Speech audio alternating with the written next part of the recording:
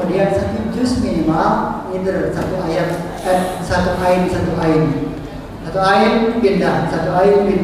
Dulu zaman saya kecil banyak masjid seperti itu, sehingga masyarakat sekitarnya kalau udah habis tarawih banyak masyarakat sekitar bawain es, yang bawain teh manis hangat. Kenapa? Karena jamaahnya pada saat selesai tarawih dilanjutkan dengan tadarus minimal berdua. Apalagi kalau banyak orang, itu luar biasa. Itu Iqra level 2. Kalau seperti itu maka ada 4 keutamaan. Yang pertama, nazalat alaihimus sakinah. Allah akan turunkan ketenangan dalam dirinya. Siapa yang ngumpul baca Quran, 190.000 malaikat turun, berkumpul, meriam, maka kemudian turun nazalat alaihimus sakinah. Yang kedua, wa ghasiyatuhur rahmah, diliputi dengan rahmatnya Allah. Yang ketiga, wa khafatul malaikat, diriungi malaikat. Yang keempat, zakarallahu fima, disebut-sebut dan dibanggain oleh Allah Subhanahu wa ta'ala. Itu level 2. Terakhir, itu 9. Satu lagi Bapak Ibu ya. Iqra level 3 sekarang. Ini yang jarang dilakukan oleh orang muslim saat ini. Pada zaman dulu, sehingga terjadilah pelopor-pelopor para ilmuwan dari dunia Islam. Kita bisa lihat bagaimana kemudian saya bisa lihat Bapak Ibu semuanya gara-gara jasanya siapa nih. Kalau saya nggak pakai kacamata nggak bisa lihat semuanya. Ini kalau saya pakai kacamata sampai sana saya kelihatan mukanya kayak apa, senyum atau enggak, lagi sedih atau enggak, saya bisa lihat jasanya siapa. Ini jasanya ilmuwan muslim yang bernama Al-Haytami, yang dia meneliti Al-Quran, bagaimana Al-Quran mengkaji dan memberikan informasi tentang cahaya. Kan ada ayat tentang cahaya di atas cahaya, gitu kan? Allahu nurus samawati wal ardh, masalun nurihi kamiskatin fiha misbah, gitu kan? Al-misbahu fi zujajah. Terus nurun ala nur, gitu kan? Cahaya di atas cahaya. Maka walaupun nggak punya laboratoriumnya adalah sajadah, tapi mampu menghasilkan satu buah teori tentang optik, maka sampai hari ini orang bisa lihat di kejauhan. Kalau dia minus, dia bisa lihat dengan jelas. Jasanya ilmuwan siapa? Jasanya ilmuwannya Al-Haytami. Jasanya orang bisa ngitung aljabar, lalu kemudian logaritma. Jasanya siapa? Jasanya ilmuwan yang bernama Al-Khawarizmi. Alaiha tis'atu asar. Orang bingung. Ada Al-Quran bilang alaiha tis'atu asar, di atasnya ada nomor 19. Bagaimana nih menafsirkan nomor 19? Maka ada ilmuwan yang namanya Al-Khawarizmi mengkaji angka 19 itu. Lahirlah kemudian aljabar yang sekarang orang bilang matematika. Lahirnya dari siapa? Dari ilmuwan muslim yang mengkaji ayat Quran dengan level yang ketiga, sebagaimana 3 kali Nabi diminta untuk Iqra. Oleh karena itu level ketiga berarti bacanya dengan cara tadabbur. Maka banyak ayat Al-Quran kita setiap hari Jumat ketika kita baca, saya quluna salasatul rabi'uhum kalbuhum wa yaquluna khamsatun sadisuhum kalbuhum rajman bil ghaib. Itu berita, informasi, cerita dari Allah. Ada 3 orang pemuda, yang keempatnya adalah anjing, ashabul kahfi. Ada yang bilang 5 orang pemuda, tapi yang keenamnya adalah anjing. Ada yang bilang 7 orang pemuda, yang ke-8-nya adalah anjing. Kata Allah, saya yang paling tahu berapa angka pasti dari pemuda-pemuda ashabul kahfi itu. Kita baca ayat itu, kita tadabburi sampai pada kesimpulan, kalaulah orang zaman dulu taat sama orang soleh, ya, dan ternyata yang taat kepada manusia, anjing taat sama orang soleh, samina wa ata'na, dia ikuti perintahnya orang soleh tersebut, maka tuh anjing, binatang najis, bisa masuk ke dalam surganya. Cuma ada 2 binatang yang akan masuk ke dalam surganya Allah. Satu anjingnya ashabul kahfi, yang kedua sapinya Nabi Soleh. Masuk dalam surga binatang seperti itu.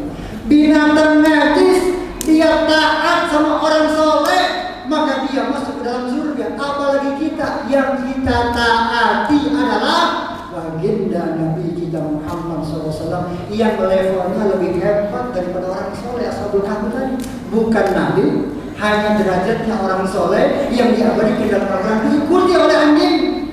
Maka kita, kalau kita ikuti petuah-petuahnya, perintah-perintahnya, sunnah-sunnahnya baginda Nabi kita Muhammad SAW, dengan kita mentadaburi ayatnya tadi, anjing aja bisa masuk ke dalam surga, apalagi kita yang kita ikuti adalah manusia paling mulia di muka bumi ini sejak Nabi Adam sampai Nabi terakhir. Yang bisa memberi syafaat di yaumil qiyamah nanti adalah baginda Nabi kita Muhammad sallallahu alaihi wasallam. Itu tata cara bagaimana kita membaca dengan cara-cara level yang ketiga, tadabbur. Banyak kali ayat-ayat Quran yang isinya kalau kita tadaburi, maka insya Allah bukan hanya pengetahuan yang akan terbuka, tapi juga keimanan kita makin kuat, makin mantap, sehingga level kita sudah levelnya naik dari orang-orang yang beriman menjadi orang-orang yang bertakwa. Kita baca, "Al-yawma nunajjika bi badanika litakuna liman khalfaka ayah." Pada hari ini kata Allah, aku selamatkan jasadnya Fir'aun untuk sebagai gambaran orang-orang yang akan datang hidup setelah ini.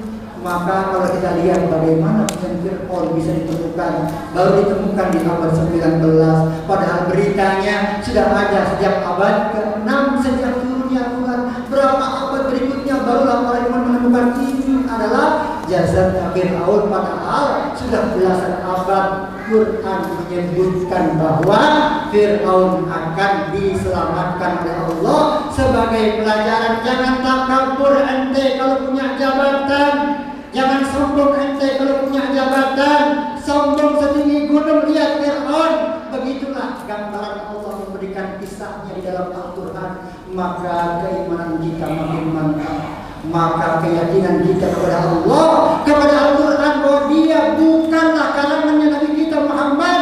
Wa ma yantiqu 'anil hawa in huwa illa wahyun yuha. Quran bukanlah karangannya baginda Nabi kita Muhammad, dia adalah wahyu yang datang dari Allah. Makanya setiap malam Abu Jahal, Abu Sufyan mindik-mindik tiap malam pengen datangi rumahnya Nabi kita Muhammad. Pada saat mindik-mindik ternyata saling ketemu antara belakang punggung dengan punggung. Kata begitu nengok, kata belakang, Abu Sufyan ngapain kamu di sini? Kata Abu Sufyan, lah, lu ngapain di sini? Saya mau dengerin bacaan syairnya Muhammad. Saya juga kangen. Kalau seharian saya nggak dengerin syair yang dibacain sama Muhammad, saya kangen. Orang kafir kangen pengen dengar bacaan Qurannya Nabi kita Muhammad, walaupun nggak beriman, tiap malam dia kangen bacaan-bacaan puisi prosa seperti yang kita baca di Abasa wa tawalla belakangnya, Anjahul a'ma belakangnya, wa ma yudrika la'allahu yazakka terus belakangnya. Itu puisi yang indahnya luar biasa. Maka di zaman itu, di zaman syair sedang naik-naiknya profesinya sebagai syair, orang berlomba-lomba dengerin prosa dan puisi yang begitu indah dari Nabi kita Muhammad SAW. Maka kalaulah kita abaikan Quran ini dalam satu hari, kita tidak pegang dalam satu hari, ruginya luar biasa orang-orang yang tidak pegang Quran dalam satu hari minimal satu kali. Apalagi di dalam bulan Ramadan, minimal setiap waktu sholat kita pegang Quran. Maka Nabi mengatakan untuk menutup tausiah ini, ya inna akramal ibad ba'dal anbiya al-ulama summa hamalatul Quran. Yang paling mulia di hadapan Allah adalah selain baginda Nabi dan para nabi, para ulama, dia adalah hamalatul Quran, yang tiap hari pegang Quran, yang bacanya dengan 3 model tadi. Maka dia insya Allah menjadi orang-orang yang dimuliakan oleh Allah Subhanahu wa ta'ala. Inilah yang bisa saya sampaikan. Mari sama-sama kita mengakhiri dengan doa. Di malam juga malam yang dijabah oleh Allah Subhanahu wa wa ta'ala yang dimana kita bangun. Kata Nabi hal min sa'il, siapa yang minta Allah pasti kasih. Hal minta menyampaikan taubat pasti Allah tampuni.